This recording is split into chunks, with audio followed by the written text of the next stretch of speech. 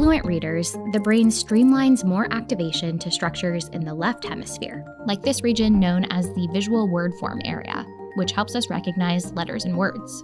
And this region, key to mapping letters to sounds, called phonological awareness. For example, breaking up the word cat into the sounds ka, a, and ta.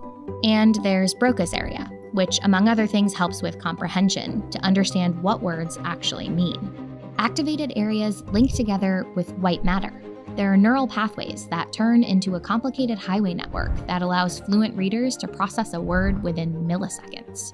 But in the dyslexic brain, these highways and activated areas can look a lot different. Research using brain scans of dyslexic readers showed that there was less activation in these areas of the left hemisphere, suggesting there's often a pathway disruption in these systems that help map sounds to letters and decode words. But people with dyslexia also consistently showed overactivation in the brain's right hemisphere when reading. And that makes it more laborious. This could mean that while dyslexic people may have trouble recognizing words and sounds, they're working even harder to compensate elsewhere. The pathway disruptions can also come with challenges in grammar, retrieving math facts, working memory, among other things too. Or often with dyslexia, neural pathways are not disrupted, but just slowed down. I'm sort of mildly dyslexic. My challenge is more with numbers. Reading out loud in class, you're stricken with panic, and then all the words start floating. You just can't read the words. Everyone else would be on to doing the exercise, and I'd be still trying to read the instructions. Exactly how people experience dyslexia varies greatly. It has no bearing on an individual's intelligence, but today it's commonly labeled a hereditary neurobiological learning disability. Research has found explicit support and instruction in areas like phonology, syntax, and spelling can lead to success for dyslexic learners. But the reading brain is only part of the picture.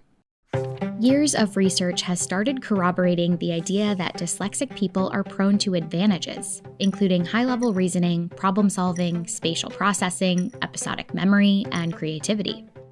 Because I have the full picture in my head, sometimes I can make association between things that they don't appear to be relevant. We shake it up a bit. If we kind of get people to think, oh, I didn't think of that. Being able to recall stories, being able to recall images. I'll meet somebody and I will stop them on the street and be like, we know each other.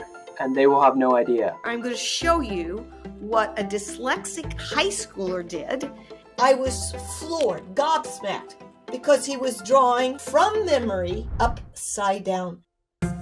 There are specific areas of strength in the right hemisphere that seem very much to be at play with individuals with dyslexia. While most functions do use both hemispheres of our brains, the right hemisphere is typically associated with skills like spatial abilities and visual imagery. In a study similar to the one with impossible figures, dyslexic people were better able to identify letters in their periphery than other readers. Another study compared the abilities of college students with and without dyslexia to memorize blurred images. Students with dyslexia significantly outperformed. And in 2022, researchers at University of Strathclyde and University of Cambridge concluded that many people with dyslexia are specialized in exploring the unknown. And they suggested that because of how prevalent dyslexia is in the population, the form of cognition plays an essential role in enabling humans to adapt, especially through collaboration between different kinds of people. These new ways of thinking about dyslexia are part of a wider movement to embrace neurodiversity, the idea that brains are simply wired differently, and that these natural variations don't mean they're lacking. Stigma, misconceptions, and a core lack of understanding dyslexia are still rampant. But the more we can learn about differently organized brains, the better we can teach, collaborate with, and empower them, and ultimately, change the way we see dyslexia.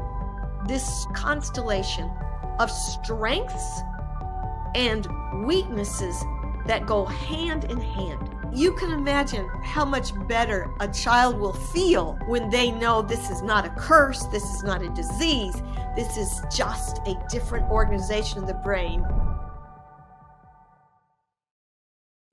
Arithmetic. If you're doing a presentation in front of the class, You might have trouble finding the right words or names of various objects, spelling and writing. Listening to somebody read out loud is the best. Also, audiobooks are a good thing to use as well. The problem with basic math, I think more of dysgraphia, and being able to read my writing may cause long division problems. How is dyslexia diagnosed? People with dyslexia find ways to work around the disability. Well known, this happens to save some embarrassment, but getting help could make schools and reading easier. Most people are diagnosed as a kid, but it's unusual to be diagnosed. A teen's problems, many of these problems: poor reading skills, normal intelligence, poor spelling, writing skills, difficulty remembering, problems with directions, telling right from left, up and down, or reading maps. Really, maps I have to look out for. Something for landmarks such as McDonald's, or trouble getting through the foreign languages classes. Having one of those people doesn't mean a person has dyslexia, but someone who shows a few of these signs should be tested for the condition.